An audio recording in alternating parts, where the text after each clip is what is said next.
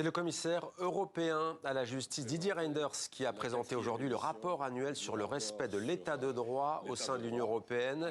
Des pays comme la Pologne et la Hongrie, ce n'est pas une surprise, se font à nouveau tancer, mais ce ne sont pas les seuls. Paul Germain est en direct de Bruxelles. Bonsoir Paul.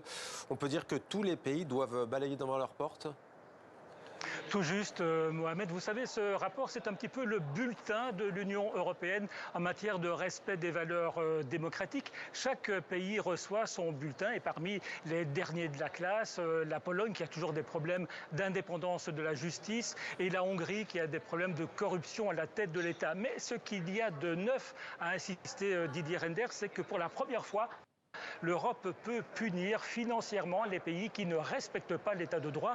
C'est ainsi que la Pologne et la Hongrie n'ont pas encore touché 1 euro de leur plan de relance. Ça représente quand même 33 milliards pour la Pologne et 6 milliards pour la Hongrie. Mais comme vous l'avez dit, chaque pays doit balayer devant sa porte. Exemple, la Belgique qui a été condamnée au total à 7000 reprises par des tribunaux pour ne pas assurer convenablement l'accueil des réfugiés politiques, l'accueil des demandeurs d'asile. Et puis, il y a une inquiétude qui apparaît, ça concerne la liberté des médias.